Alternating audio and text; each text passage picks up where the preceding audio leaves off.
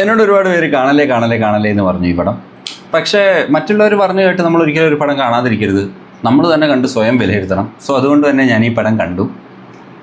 So let's just review Prince and family.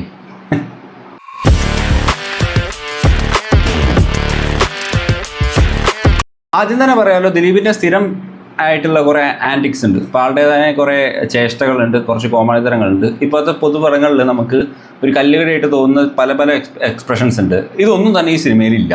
ദിലീപിൻ്റെ acting actually നല്ലപോലെ decent ആയിരുന്നു. പക്ഷേ ആൾക്ക് നല്ലപോലെ പ്രായം തോന്നുന്നുണ്ട്. അത് ഒരു കല്ലുകടിയായിട്ട് തോന്നി. കാരണം പ്രായമുള്ള ഒരാളായിട്ട് തന്നെയാണ് ദിലീപ് അഭിനയിച്ചിട്ടുള്ളത്.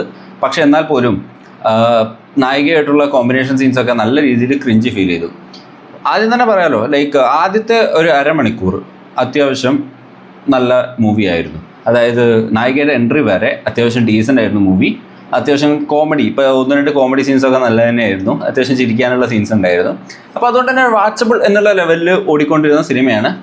പക്ഷേ ഓക്കെ, അതിലേക്ക് എത്തുന്നതിന് മുന്നേ തന്നെ പറയാം, പോസിറ്റീവ്സ് പറയാനാണെങ്കിൽ നായിക ഒഴികെയുള്ള ബാക്കി പെർഫോമൻസസും വളരെ നല്ലതായിരുന്നു.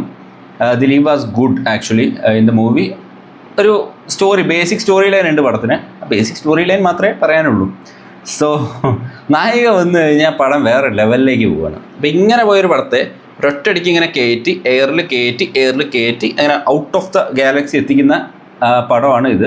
ആ നായികയുടെ ആക്ടിങ്, അത് ക്യാരക്ടറിൻ്റെ ആണോ അത് നായികയ്ക്ക് അഭിനയിക്കാൻ അറിയാനായിട്ടാണോ എന്നറിയില്ല, അത്ര മോശമായിരുന്നു. എന്ന് വെച്ചാൽ അങ്ങ് സഹിക്കാൻ പറ്റാത്ത രീതിയിൽ കണ്ടിരിക്കുന്നവരെ അങ്ങ് വെറുപ്പിക്കുക എന്നുള്ള ലക്ഷ്യത്തിൽ അങ്ങ് വെറുപ്പിച്ച് ഒരു ലെവലിലേക്ക് എത്തിക്കുന്നുണ്ട് പടത്തിൽ.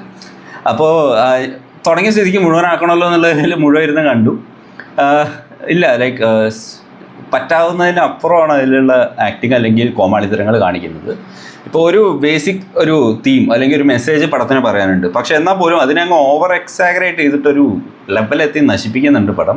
അവസാനത്തെ മന്ത്രിയുടെ ഒരു പ്രസംഗം കണ്ട് എനിക്ക് ചിരി വന്നു പോയി. അതിലേക്ക് അത്ര അധികം എനിക്ക് ലൈക്ക് അങ്ങ് കോമഡി ആയിപ്പോയി. എന്ന് വെച്ചാൽ ക്ലീഷേ ശരിക്കും ക്ലീഷേ ആയിരുന്നു ആ സീൻസൊക്കെ.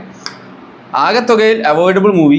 എനിക്ക് സഹിച്ചില്ല. എന്ന് വെച്ചാൽ ആദ്യത്തെ അരമണിക്കൂർ കണ്ടിരിക്കാം, ബാക്കി അങ്ങ് ഓഫ് ചെയ്ത് കഴിഞ്ഞാൽ സന്തോഷം, സമാധാനം എന്ന് ഞാൻ പറയുന്നുള്ളൂ. Watch at your own risk, Prince and family.